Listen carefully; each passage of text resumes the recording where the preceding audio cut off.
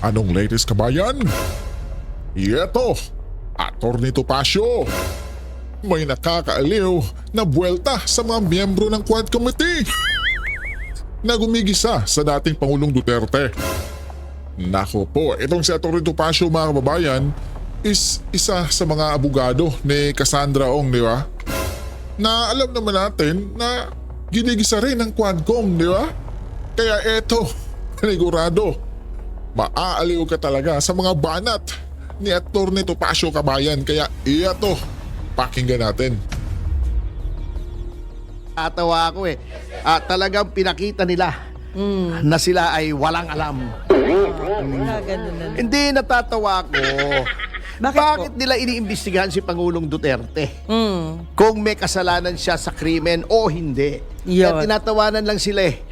Di ba, sinabi na ng hukuman, paulit-ulit na, at hindi yata pumapasok sa kukote nitong mga nasa Quadcom kasi mahihina ang kukote. Hindi ko malaman kung mahina ang kukote o talagang hindi lang nila, clueless lang sila. O talagang ang pakay lang nila ay busitin si Duterte. Hindi, ang masama nun pag na-high blood yun, baka biglang bumitaw Yun ang nakakatakot Ay, di naman siguro sila na-high blood Hindi kasi, sinabi na ng Korte Suprema, ang legislative hearing ay hindi hukuman. Hindi ito NBI na iniimbestigahan ng krimen, hindi ito pulis, hindi ito piskalya. Kukuha ka lang ng impormasyon para ikaw ay makagawa ng batas. Yung EJK, ano pa bang kinukuha nilang batas? Di ba gumawa na sila? Opo. Di ba yung kabubuhang EJK ni Dan Fernandez, ni Akop, di ba? Ni sino pa ba? Ni Barbers. Sir, Nitong si huwag kang magbanggit ng pangalan. Alin? Kanila naman talaga yung batas di ba kiniklaim nila? Ba't ko Ayan. babanggitin?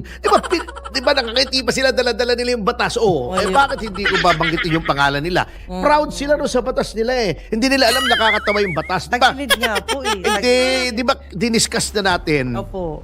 Ang pinagbabawal nila ay EJK. Bawal na naman talaga ang EJK Extrajudicial killing, lahat po ng pagpatay na hindi pinag-uutos ng hukuman, extrajudicial killing. Ayun. But wala bang batas na nagbabawal sa pagpatay? Meron!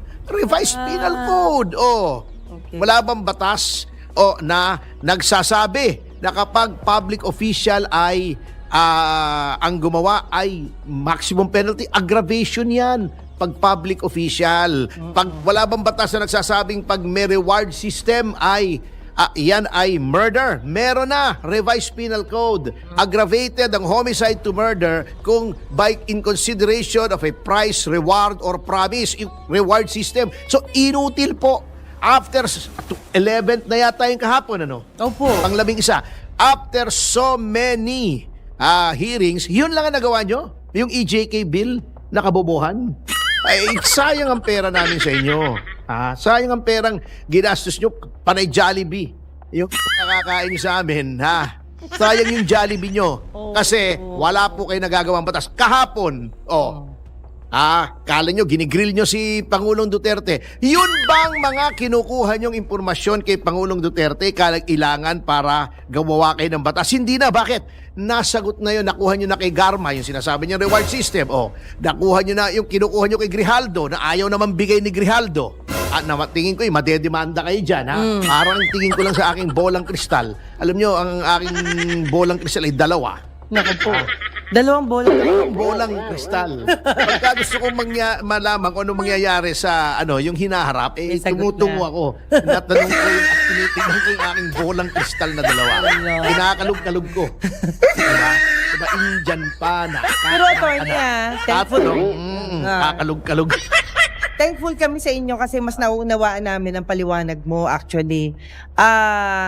Ako gusto kong mabalik yung yung death penalty. Halimbawa, ngayon paano nila gagawa ng batas yun? Ewan Ibabalik ko, uli? kung dinidiscuss nila, nyo, Diba? kahapon nga natatawa ko. Tinatanong niya, answer daw, yes or no. Hindi mo pwedeng gawin yun. Legislative investigation. Ibig sabihin, aware si Duterte ng gano'n. Siyempre, piskal yun Galing. Abogado yun Oo. Bakit ba pinofocus nyo sa kanila kung may guilt siya ng krimen? Hindi po trabaho ng legislature yon. Abuso yon. Kaya nga sinasabi, kung gagawin yung parang investigasyon, may tatayo ako rito. Di ba sabi ni, ni Pangulong Duterte? Bago sasabihin pa, you answer yes or no. Hindi pwedeng i-answer ng yes or no. Sabi nga, alam nyo, eto na lumabas kahapon ang double standard ng Quadcom, ang double standard nila sa witnesses. Alam nyo, pwede naman palang tratuhin ng witness na nagpapaliwanag, pag nangangatuwiran, hindi kinokontempt, pwede naman. Bakit kay Pangulong Duterte ayos naman ang trato nyo? Ba't sa iba? Dahil kaya nyo, dahil hindi dating Pangulo. Dahil naalangan kayo. Okay, sasabihin nila, hindi, kasi dating Pangulo yan. Entitled to courtesies. Pero, may equal protection clause po tayo sa konstitusyon. Every person similarly situated should be similarly treated. Anong similar situation ni Pangulong Duterte sa ibang mga witnesses? They are all resource persons. Okay. So aside from the equal protection clause, meron po specific na nakalagay sa konstitusyon, dapat tinatrato with respect at dignity ang resource person in a legislative hearing. Eto, dating Pangulo, di nyo masigawan.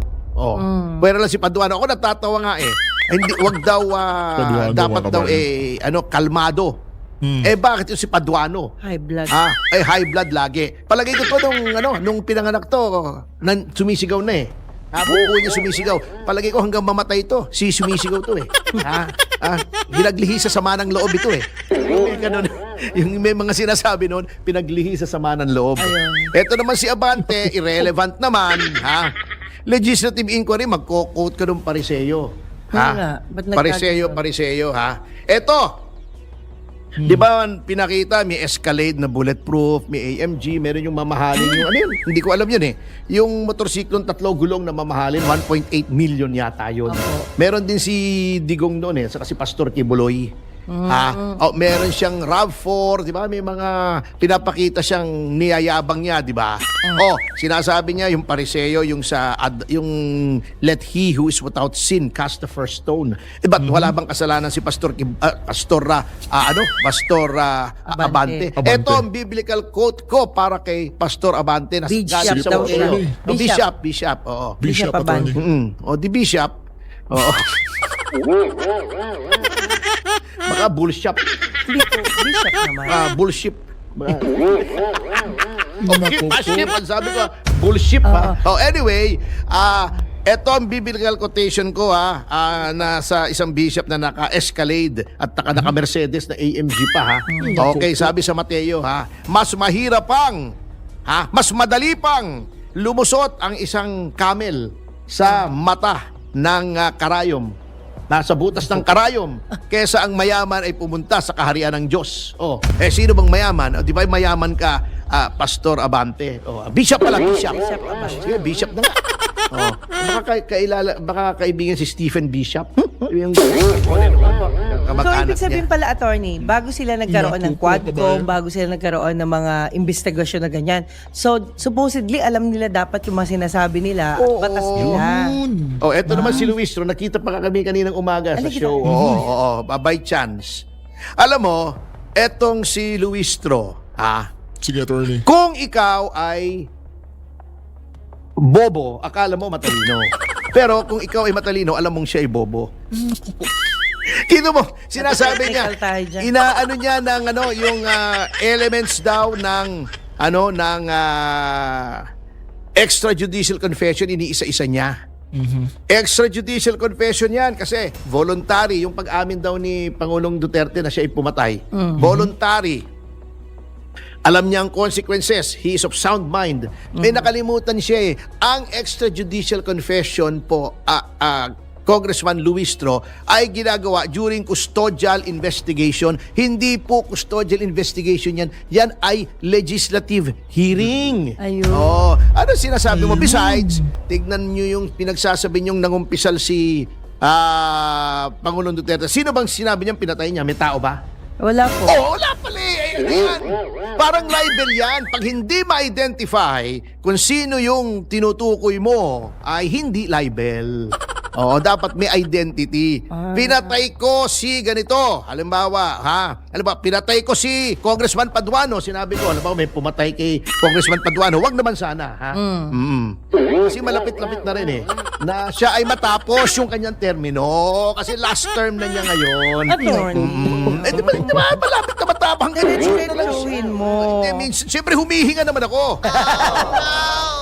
Oh, Okay, di ba? okay, Malapit okay. na matapos yung kanyang term of office si Paduano. At saka isang araw yan eh, puputok yung ugat niya sa ulo eh. Tsaka si kahihiyaw niyan eh. po, si PRRDA, Iba na lilitimong talaga, attorney, joker. Oo. Pag sinabi niyang pinatay ko, tas binitin niya, it's either tao o hayop yun. Oo. Di ba? Parang di ba minsan sinasabi ko, di ba? Yang si Congressman Luistro, napakapangit ng ginagawa niya sa mga resource persons. So, minsan, siyempre hihinga ka eh. Oo.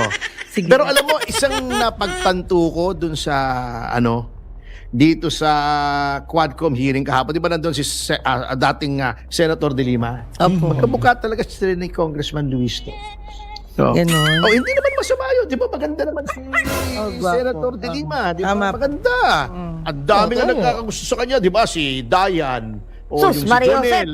O kung di ba naman maganda yun eh. Magkakagusto ba naman? Yung mga macho yun eh. Ha? Opo. Mga macho papa yun eh. Sus, Mario Josep. Pero nanonood ngayon si Congressman Luistro kasi sabi niya binabantayan daw niya yung programa mo. Kaya nga sinasabi ko eh. Oo. Eh, para naman, hindi naman sayang yung pagbabantay niya. Naririnig niya yung pangalan niya, di ba? O, parang si Dan Fernandez. Oh, yeah. Merong bagong word pala si nasa gumagawa nga ako unti-unti ng Dan Fernandez Dictionary. Ala. Parang yung subordination by perjury, di ba? O meron siyang bago, different. Sa Dan Fernandez Dictionary, different. Noun. Ang ibig sabihin sa Tagalog doon, iba na. Bago na. Iba na. oo. Anyway, alam nyo, Joke yun, joke yun. pinaglaruan lang kayo ha, pinaglaruan lang kayo. Eh, natatawa ako doon sa kay yung sinasabi niya. Sabi niya, kino-confirm nyo ba na okay sa inyo pumunta yung ICC rito para imbestigahan kayo? Sabi niya, sipain ko sila. O, kino-confirm ba nyo ba yung sinabi ninyo kay Congressman Manuel na pag binigyan ko ng pamasahe, pupunta kayo sa ICC? Para magpa-imbestiga. Sipain ko rin sila. Punta ako doon, sipain ko rin sila. Grabe, no? Ay, Yun nako. lang yung response niya. Bago si Manuel naman, sinasabi, anong pinagamitan sa confidential funds? Confidential nga eh! Which part of confidential do you not understand? Oh my yung God. confi o yung dential? Pag nagre-refer ka sa dictionary, sir, alam nila yun. Oo. If not, talagang di nila alam. Paano kaya yun, no? Ewan ko. Oh. But anyway, Baka may pwede, si Vic, pwede bang magmagandang loob ka na, na kunin yung dyaryo? May maganda akong nakita rito eh. Sa dyaryo. Ayun. Trivia lang, medyo malihis naman tayo sa politika sapagkat Opo. alam nyo, pinakita na naman ng Quadcom yung kanyang ignorance nung kung anong tunay na function ng legislative inquiry. Ang dami nyo ng informasyon. Yung sinabi ni Pangulong Duterte, okay, pagpalagay mo na, di ba? Naniniwala naman kayo kahit kanino eh. Oh, Tama po. di ba si Garma, naniniwala kayo na may reward system. Bakit tinatanong nyo pa kay Pangulong Duterte? Yung mga sinasabi nyong pinatay niya, etc. Di ba sinabi na niya yun sa Senado under oath, under the same circumstances. Ba't uulitin nyo pa? Ang gusto niyo lang gisahin siya. Ang nangyari, kayo ang Ginisa. ginagisa. Oo. Hindi naman kayo makaporm. Ito, nasabi na rin yung si Congressman Manuel. Kung Manuel. Palagi ko interesado siya. Alam mo kasi passionista siya rito. Ayan may nakita pala, nandito siya sa ulat sa Filipino Mirror, yan. Or sasabihin ni Dan Fernandez, tama. Pag sinabi ni Dan Fernandez, Filipino Mirror, tama rin kasi Filipino tayo Apo. Pero ito, Filipino Mirror. Filipino Di Mirror. ba? Okay. Okay. Yan, sabi niya, lumang sapatos, nakita, 5,500 years old na kwerong sapatos. letter. Ah. Alam mo kung saan Ganyan nakita? daw, Oh? Sa attorney? Areni Cave. Sa Vayots. Sa Armenia. Oh. Baka interesado si Congressman Manuel dito. Kasi, hindi, pasyonista yun. Di ba maganda magdamit yun? Mahilig sa sapatos yun. Etong lumang sapatos na nakita sa Vayots, sa Armenia, magandang, balita to para sa kanya palagay ko. Diet steel? Oo, baka gusto nyo pumunta rin sa Bayot, sa Armenia para tingnan ito. Ha? Okay. Maganyan Pero si alam mo sir, yung Manuel, luma mga na kabayan, mahal, maganda yan. Mas Oo mahal naman. yan. Oo naman. Lalong mahal. Antique ang tawag niyan, di ba? Kaya kasi dilima, mahal siya ni Jonel. Kaya yan.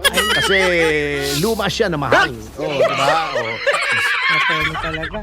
Sabi mo, huwag na. Okay, bata. Pero Sige, tama na. Titigil na ako kasi napanood naman nila. Opo. Oo, sila na maghusga dyan. Sige na, sige na. Sige na. Oo. Oo. Different na naman. Different top. Sabi nga ni Dan Fernandez, different naman. Allah. Iba Talaga, sir. Oo. bumalatong si Atty. Ano muna Kabayan, tayo? no? We will relieve. We will relieve. Pero meron... We will relieve temporarily. Ha? We will relieve. Opo. Ah. Pero sabi nga po, avoid someone, disrespect your relationship. Yan. Parang ganun yung nangyayari sa kanila. Di ba? Bakit? Yung mga...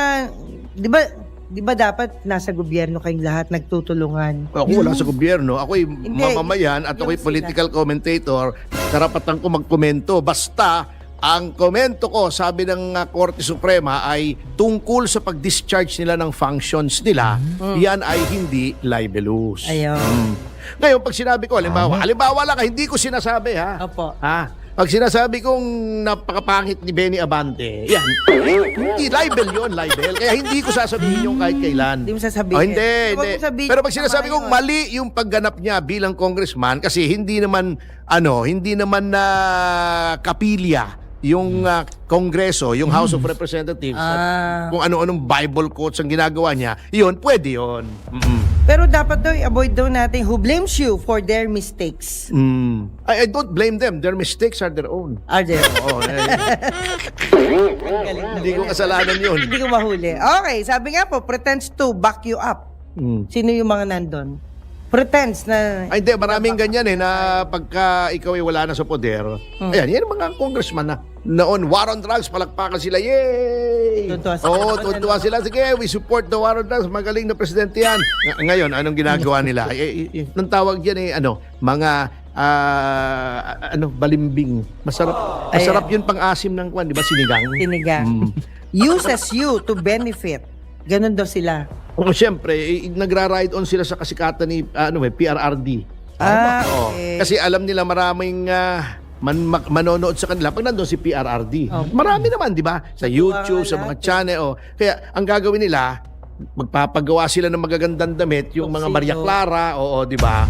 Mga magagandang Amerikana. By the way, yung congressman dyan, yung pareho tayo ng sastre. Hindi pa bayad? Uy, nagbayad ka na ba? Kamama naman yung sastre natin, hindi naman big time na sastre yun. Ayun. Bayaran mo naman. Gawin mo naman yung sistema ko, 50% down pag deliver, full By payment. full payment. Oo, wag mo naman utangin. Utangan mo na lang yung ibang mayayaman, yung mga kapwa mo congressmen. Wag yung sastre natin, boss. Oh. Pero attorney, paano yun? Karamihan sa kanila ay mali yung batas na ginagawa nila. What will happen soon? Hindi, mali. Hindi, alam naman ng mga tao bakit? Tignan mo yung komento. Sa ABS-CBN ito Opo. neutral ito, nung binobroadcast nila. Ang komento siguro 90% kontra sa mga congressmen. Kung akala nila nakakapunto sila, nagkakamali sila. Ayun. Yun Hindi ang talaga, pagkakamali nila. Anyway, sa notang yan mga kasama ay magbabalik ang Yes, Yo, Topasyo. Pagkatapos ng mga commercial information, aventurers, matasas, paalalahan ng flight, news, flash, breaking news, newsbreak at this moment just in. At kung ano-ano pa kasimahan, ating oras, alas 11:25 ng umaga. 1, 2, 3, Iyena!